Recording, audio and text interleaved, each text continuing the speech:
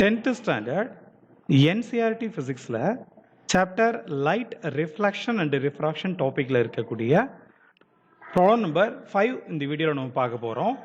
An object is placed at a distance of 50 cm from a concave lens of focal length 20 cm.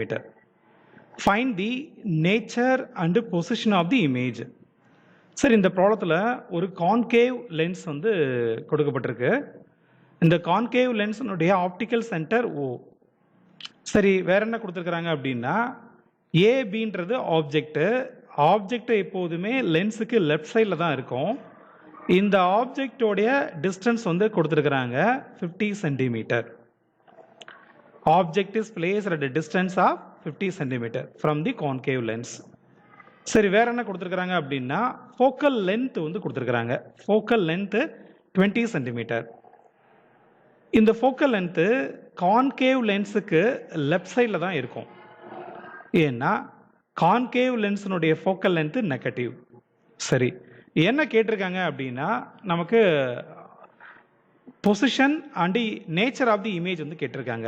அதாவது இந்த A dash B டேஷ்ன்றது தான் நமக்கு image. So இந்த இமேஜோடைய position என்ன அப்படின்றது கேட்டிருக்காங்க. அதாவது இந்த இமேஜோடைய டிஸ்டன்ஸ் என்ன அப்படின்றத கேட்டிருக்காங்க. ரெண்டாவது இந்த இமேஜோடைய நேச்சர் என்ன அப்படின்றதையும் நமக்கு கொஷனில் கேட்டிருக்கிறாங்க. சரி, எந்த ஃபார்முலாவை நம்ம யூஸ் பண்ணலாம் அப்படின்னா 1/u - 1/v = 1/f. ஸோ இதுதான் லென்ஸ் ஃபார்முலா. இதை தான் நம்ம யூஸ் பண்ண போகிறோம். ஸோ என்னென்ன கொடுத்துருக்குறாங்க, ஆப்ஜெக்ட் டிஸ்டன்ஸ் u கொடுத்துருக்குறாங்க -50 சென்டிமீட்டர். ஏன் மைனஸ் போடுறோம், லென்ஸுக்கு லெஃப்ட் சைடில் இருக்கு. சரி, focal length is given. Focal length எவ்வளவு, -20 சென்டிமீட்டர். கான்கேவ் லென்ஸுக்கு ஃபோக்கல் லென்த்து எப்போதுமே நெகட்டிவ்ல தான் இருக்கும் ஸ்டூடெண்ட்ஸ். சரி, என்ன நம்ம கால்குலேட் பண்ணணும், இமேஜ் டிஸ்டன்ஸ் v தான் கால்குலேட் பண்ணணும். ஸோ ஃபார்முலா நமக்கு lens formula 1/v - 1/u = 1/f. v தான் கால்குலேட் பண்ணணும். அப்போ 1/v மட்டும் இந்த பக்கம் வச்சுக்கிட்டு ஈக்குவேஷனுக்கு லெஃப்ட் சைடில் வச்சுக்கிட்டு -1/uவை ஈக்குவேஷனுக்கு ரைட் சைடில் கொண்டு போவோம்.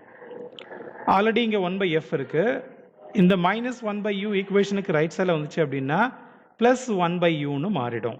சரி, இந்த ஈக்குவேஷனில் எஃப்க்கு பதிலாக -20 சென்டிமீட்டரை சப்ஸ்டியூட் பண்ணணும், ப்ளஸ் யூக்கு பதிலாக -50 சென்டிமீட்டரை சப்ஸ்டியூட் பண்ணணும். ஸோ இந்த ஈக்குவேஷன் எப்படி சேஞ்ச் ஆகும், 1/v = -1/20 - 1/50ன்னு மாறிடும். சரி, இப்போது இந்த 50க்கும் 20க்கும் நம்ம எல்சிஎம் என்ன எடுக்கலாம் அப்படின்னா 1/v = 100. 100 நம்ம எல்சிஎம் எடுத்தோம் அப்படின்னா நியூமினேட்டரில் என்ன கிடைக்கும், நமக்கு -5 - 2ன்னு மாறிடும். அப்போது இந்த ஈக்குவேஷன் எப்படி சேஞ்ச் ஆகுதுன்னு பாருங்கள்.